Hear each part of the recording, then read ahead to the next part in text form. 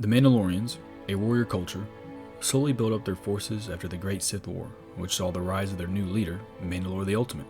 The Republic and the Jedi Order experienced an era of peace and rebuilding, which is now known as the Restoration Period, and even saw the planet Taris admitted into the Republic. In the year 3978 BBY, after being influenced by an emissary from the Sith Emperor, Mandalore started to reform the Mandalorian Code. First, he would begin to accept non-Tong warriors who could prove themselves in battle and meet their warrior code. Second, instead of raiding a planet and leaving it in destruction, they would claim it as a territory and build up the industrial complex for war materials. In the new class structure, warriors came above all else, such as farmers, artisans, and with this new structure, the Neo-Crusader movement swelled into the largest army the Mandalorians have ever produced, and in record time, at approximately 20 standard years.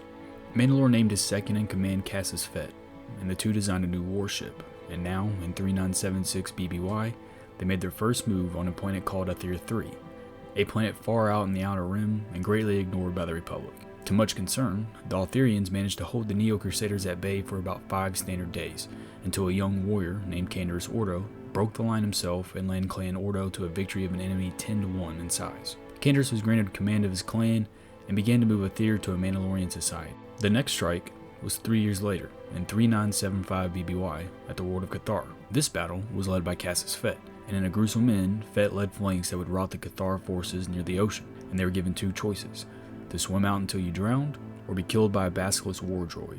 After this event, Fett killed as many Cathar as he could, and the population went from millions to only a few hundred.